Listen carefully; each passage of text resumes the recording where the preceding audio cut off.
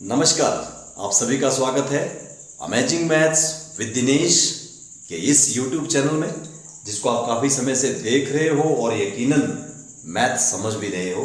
तो इस वीडियो में हम मैथमेटिक्स के बारे में बातें करते हैं। कोई भी समस्या हो, कोई क्वेरी हो, आप कमेंट करके कमेंट सेक्शन में डाल सकते हो और उसके बारे में हम आपके जो सजेशन है उसको भी नोट करेंगे, आपकी जो क्वेरी है उसको भी दूर करने का प्रयास करेंगे।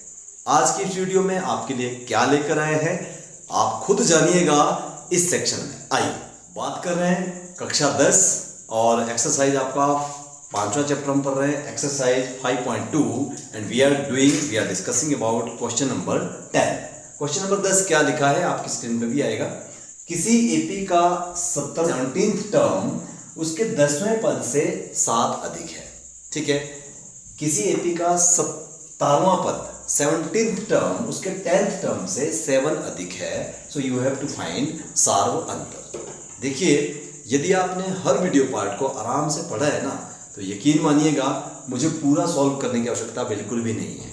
आई am giving you some hints and you can solve. लेकिन मैं इसमें करना क्या है वो आपको मैं बता रहा हूँ। लेकिन हाँ, यदि आपने वीडियो को नहीं देखा है तो प्लीज़ डिस्क्रिप्शन में जाइएगा, वहाँ पे आपको 7th पार्ट की जो वीडियो है उसका लिंक मिलेगा।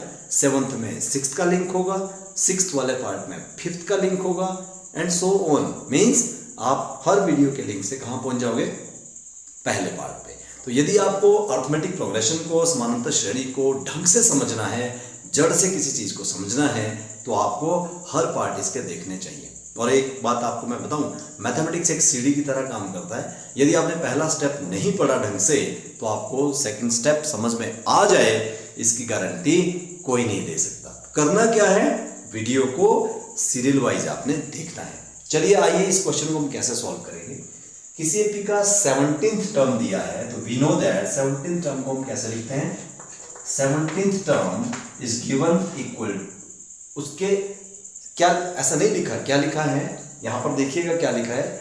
17th टर्म उसके 10th टर्म से 7 अधिक है। अकॉर्डिंग टू सिचुएशन हम क्या लिखेंगे, A17 is equals to A7 plus 7। इसको ध्यान से समझिएगा। किसी एपी का 17वां पद उसके 10वें पद से 7 अधिक है। ठीक है, सिंपल सी बात है। A17 को कैसे लिखा जाता है, A plus 16D is equals to, यहां पर कैसे लिखें 9th टर्म को, A plus 9D plus 7। Clear है। देखिएगा बोथ साइड जब A और A उसको हम कैंसिल कर सकते हैं, सिमिलर साइन है, सेम जैसे हैं। बचा क्या आपके पास 16D, D को इधर लाइएगा, कितना बन गया 9D and is equals to 7। 6D में से 9D जब हम कैंसिल करते हैं तो 7D is equals to 7। Now D कितना है आपके पास, it implies that D is equals to 7/7 and it implies that D is equals to 1। और यही हमने निकालना था। क्या निकालना था हमने, सार्व अंतर। We have to find the common difference. I think आपको समझ में आया होगा कि किसी एपी का 17वां पद उसके 10वें पद से 7, इस कंडीशन को आपने ध्यान से देखना है। This is situation. ये सिचुएशन समझ ली, उसके बाद इसको आपको लिखना आता है, इसको भी लिखना आता है, इधर उधर लाया, सिंपल मैथमेटिक्स है, कुछ नहीं किया और आपका सार्व अंतर यहाँ पर आ गया। इसी कड़ी में क्वेश्चन नंबर 11 की हम बात करते हैं। क्वेश्चन नंबर 11 क्या लिखा है कि उस एक एपी आपके पास दी है, ठीक है, अर्थमेटिक प्रोग्रेशन आपके पास दी है 3, 15, 27, 39। ये पहले कहा कि एपी है तो हमें D1, D2 करके, मतलब जो D निकाल के इसका कंफर्मेशन करना जरूरी नहीं है। This is confirm.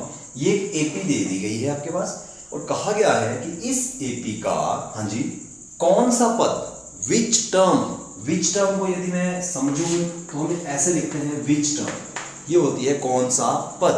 क्या लिखा है यहाँ पर, इस एपी का कौन सा पद उसके 54वें पद से 54th टर्म से 132 अधिक होगा। अधिक बोले तो प्लस होगा। लास्ट जो हमने क्वेश्चन किया उसी टाइप का एक क्वेश्चन है कि किस एपी का कौन सा पद, जी हाँ, कौन सा पद उसके 54th टर्म से इतना अधिक होगा। ऐसा ही हमने किया था। तो अकॉर्डिंग टू सिचुएशन हम यहाँ पर क्या लिख रहे हैं, यहाँ पर यदि एपी लिखी है तो पहले हम एपी लिखेंगे। एपी कौन है, 3, 15, 27, 39। देखिएगा, यदि एपी आपके पास दी है तो इस एपी का यूज अवश्य होगा। मैथमेटिक्स में कुछ चीजें पूछी जाती है और कुछ चीजें दी जाती है, तो जो चीजें दी जाती है वो पूछी गई चीजों के लिए हेल्प होती है। तो यहां पर आपके पास एक चीज निकल के आ रही है, a = 3। दूसरा क्या निकल के आ रहा है, d कितना हो जाएगा, 15 - 3, तो we can say that d = 12। दो चीजें आपको क्लियर हो गई, a भी निकल गया और आपका d भी निकल गया। हो सकता है हमें आगे आने पर इसकी आवश्यकता पड़े।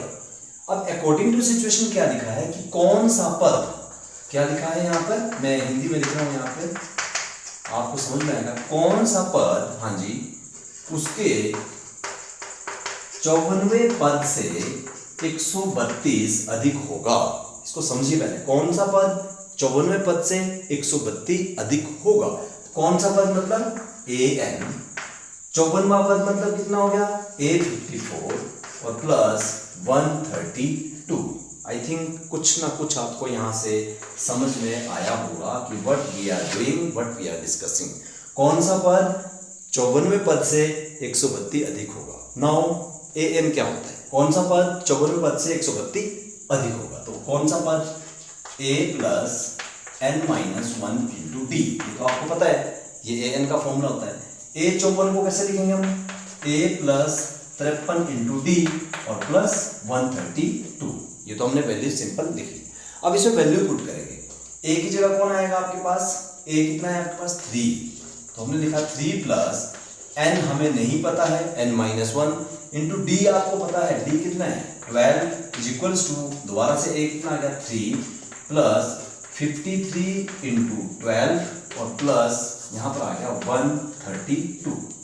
ठीक है, अब देखिएगा क्योंकि a और a को हम कैंसिल कर सकते हैं, ये एक जैसे थे बिल्कुल 3 और 3। अब आपके पास क्या बचता है, आपके पास बचा n - 1 × 12 = इन दोनों को मल्टीप्लाई करेंगे। ठीक है, 12 × 3 = 36 का 3 आ गया, 12 × 5 = 60 और 363। ठीक है जी, ठीक है जी, और प्लस 132। नेक्स्ट स्टेप में क्या होगा, n - 1 × 12 = इन दोनों को प्लस कर देंगे, 6 और 2 8 हो गया, 3 और 3 6 हो गया और 6 और 1 7 आ गया। अब क्या करेंगे, n - 1 = 768 डिवाइडेड बाई 12 कर लेंगे, क्योंकि 12 मल्टीप्लाई में डिवाइड में चला जाएगा। 12 से इसको हम कैंसिल करने की कोशिश करेंगे। ठीक है, तो 12 6 जा 72, ठीक है, और कितना बचा 48, 12 4 जा 60, तो n - 1 will be equal to 64। ठीक है, अब n कैसे निकलेगा यहां से, यहां पर देखिएगा कि n = 64 + 1 एंड n = 65। तो आपसे पूछा क्या था, कौन सा पद 100 होगा, ये वाला पद होगा। तो हम आंसर में क्या लिखेंगे कि 65th term is our answer. हमारा आंसर क्या है, 65th टर्म। जो 65वां पद था वो उसके 54वें पद से 132 अधिक था। ये मैथमेटिक्स है भाई, अरे अमेजिंग है। तो देखिए हम कुछ भी निकाल सकते हैं, कुछ चीज दी होगी, कुछ भी पूछो हम सब कुछ निकाल लेंगे। लास्ट क्वेश्चन इस वीडियो का, 3 से ज्यादा क्वेश्चन नहीं देंगे क्योंकि खाओ उतना जितना पच पाए, ठीक है, पढ़ो उतना जितना समझ में आ पाए। तो हम केवल 3 क्वेश्चन से ज्यादा नहीं करेंगे। क्वेश्चन थोड़ा पेचीदा है, ठीक है, मतलब ना पचने वाला जैसा क्वेश्चन है, लेकिन हम इसको पचाएंगे और आपको समझ में भी आएगा। क्वेश्चन क्या है आपकी स्क्रीन पर, यहाँ भी और यहाँ भी है, क्योंकि मेरी राइटिंग विश्व की सबसे अच्छी राइटिंग है लेकिन फिर भी आप समझ लेंगे और आपके पास स्क्रीन में भी जो स्पष्ट भाषा में आपको राइटिंग दी गई है ताकि आप क्वेश्चन समझ पाओ। क्या है क्वेश्चन, 2 समानांतर श्रेणियों का सार्व अंतर बराबर है। हमें 2 एपीज दी गई है, एक पहली एपी एक दूसरी एपी। एपी कौन है, नो आइडिया, लेकिन ये चीज दी गई है कि उनका सार्व अंतर बराबर है। तो यदि हम पहली एपी का सार्व अंतर d मान लेते हैं और दूसरी एपी का सार्व अंतर भी d होगा, क्योंकि सार्व अंतर कैसा दोनों का बराबर, एक पहली एपी होगी एक दूसरी एपी होगी। क्या कहा है कि उन दोनों एपीओं के जो 100वें पद होंगे, 100th term of first AP minus 100th term of second AP, उनका जो आंसर है वो 100 होगा। ऐसे कुछ कहा है कि 2 समानांतर श्रेणियों का सार्व अंतर कैसा है, समान। यदि उनके 100वें पदों का अंतर 100 है तो आप बताइए कि उनके 1000वां पद जो इमेजिनेशन में है उसका सार्वंतर क्या होगा। फर्स्ट ऑफ ऑल हमें क्या एज्यूम करना पड़ेगा, हम लिखेंगे माना पहली एपी, फर्स्ट एपी को हम लिखते हैं ए, दूसरा हो जाएगा A plus D and so on. ज्यादा लंबी मैं नहीं लिख रहा हूं, A plus D and so on, ठीक है। इसी तरह से जब हमने पहली एपी को मान लिया तो दूसरी एपी को भी मानना पड़ेगा। अब क्योंकि दो एपीज हैं तो दोनों एपीज को थोड़ा अलग अलग करना पड़ेगा। तो दूसरी एपी को मैं लिख रहा हूं ए प्लस डी। अब आप कहोगे कि सर एपी तो आपने ठीक लिख ली लेकिन डी तो बराबर कर लिया आपने, क्यों किया? क्योंकि क्या लिखा है यहाँ पे कि दोनों के सार्वअंतर कैसे हैं, समान है। तो हमने दोनों के डी कैसे लिख लिए, इक्वल। अगला टर्म ऐसे लिख सकते हैं ए प्लस 2d और यहाँ पर क्या लिखेंगे ए प्लस 2d, मतलब एंड सो ऑन। ये फर्स्ट एपी है, ये सेकेंड एपी है। क्या दिया है कंडीशन आपके पास, बहुत जरूरी यहाँ पे ध्यान देने लायक बात है कि यदि उनके 100वें पदों का अंतर 100 है, इसको ध्यान से पढ़िएगा, यदि उनके 100वें पदों का अंतर 100 है तो हम क्या लिखेंगे यहाँ पर, हम इस तरह से कुछ लिख रहे हैं क्योंकि आपने सॉल्व भी करना है। प्रश्नानुसार 1 पहली स्थिति में क्या दिया गया है, यदि उनके 100वें पदों का अंतर मीन्स पहली एपी का 100वां पद, पहली एपी स्मॉल ए से स्टार्ट हुई थी हमारे पास, तो स्मॉल ए से स्टार्ट करेंगे। पहली एपी A100 माइनस दूसरी एपी A100, समझ तो आ रहा है ना आपको। ये पहली एपी हमने स्मॉल ए लिखा था, सेकंड एपी हमने 100 से लिखा था। उन दोनों का जो अंतर है वो कितना दिया है, 100। This is the first condition हमारे पास। यहां तक आपको शायद कुछ समझ में आया होगा, इसको ध्यान से देखिएगा। This point to be noted कि उनके 100वें पदों का अंतर कितना है, 100। अब 100वां पद लिखते कैसे भैया, हम लिखते हैं जी a प्लस 99d, ऐसे ही लिखा जाता है और उसको मैं बेसिक ब्रैकेट में रख रहा हूं। और माइनस 100वां पद, इसका 100वां पद कैसे लिखा जाएगा, a plus 99d and is equals to 100। यहां पर एक चीज ध्यान देने लायक है कि इसका पहला पद मैंने a लिखा क्योंकि पहली एपी थी, d कितना लिखा, d पहले ही कहा हमने। दूसरी एपी का पहला पद कौन है, a, और d कितना लिखा, स्मॉल d, क्यों, d कैसे हैं, बराबर। अब इसको हम सॉल्व करने जा रहे हैं, तो देखिएगा क्या होगा यहाँ पर, a का a, 99 का 99d, माइनस जब ब्रैकेट खोलेंगे तो a, इसका भी ब्रैकेट जब खोलेंगे तो माइनस कितना बन गया, 99d and is equals to कितना आ गया आपके पास, 100। ठीक है, आपको शायद स्क्रीन पे नजर आ रहा होगा, ध्यान से देखिएगा। 99d और 99d क्योंकि सेम है, ऑपोजिट साइड है, कट गए आपके पास, तो क्या बचा आपके पास, a minus a is equals to 100।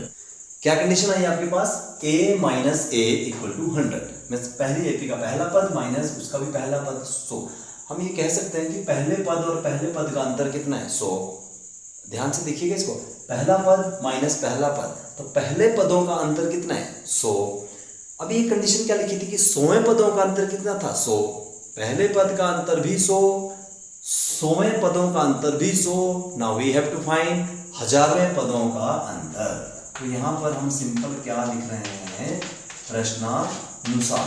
क्या था प्रश्नानुसार, कि इस एपी का 1000वां पद माइनस इस एपी का 1000वां पद, उनका हमने सार्वंतर फाइंड आउट करना है। ठीक है, इन दोनों को माइनस करेंगे तो 1000 कैसे लिखेंगे, a plus 999d minus bracket में लगाएंगे a प्लस 9, ये कैपिटल है, 999d।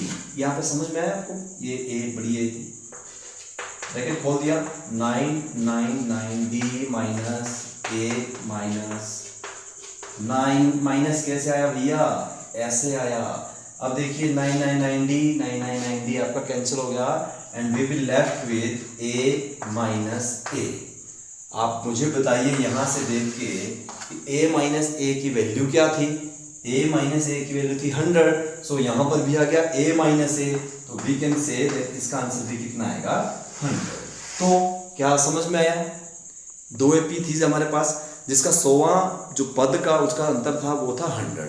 तो यहाँ से क्या क्लियर हुआ कि पहले पद का अंतर कितना है, 100। 100वें पदों का अंतर कितना है 100, 1000वें पदों का अंतर भी कितना आया 100। क्या आप एज्यूम कर सकते हैं कि 50,000वें पद, यहां पे मैं लिखता हूं ए, 50,000वें पदों का अंतर कितना आएगा उनका? हाँ जी, बिल्कुल सही, कितना आएगा 100 ही आएगा। पहले पद का भी 100, 100वें पदों का भी 100, 1000वें पदों का भी 100 और 50,000 पदों का भी 100। So that's it about today's video. लेकिन हाँ, एक चीज है, शेयर खूब कीजिएगा। पता क्यों? बहुत सारे बच्चे हैं जिन्हें मैथ समझ में नहीं आ रहा और समानांतर श्रेणी में तो बड़ी पजलिंग वाला काम है। सो हो सकता है मेरे माध्यम से और आपके माध्यम से खासतौर से किसी बच्चे का भला हो जाए, जिसके लिए हमने ये चैनल बनाया है, ताकि बच्चों का भला हो पाए। तो प्लीज़ आपसे गुजारिश है, इसको खूब शेयर कीजिएगा अपने फ्रेंड्स को। बहुत सारे लोग ऐसे हैं कि जिन्हें मैथ्स पसंद नहीं है, तो कोई बात नहीं, आपको नहीं है, जिन्हें ज़रूरत है उन्हें दीजिएगा, उन्हें ये शायद संजीवनी का काम करे। सो पढ़ते रहिए, खूब पढ़ते रहिए, क्योंकि पढ़ेगा भारत तभी आगे बढ़ेगा भारत। और हाँ, एक लास्ट में एक चीज़ और कहेंगे कि मैथ्स इज जस्ट सिंपल।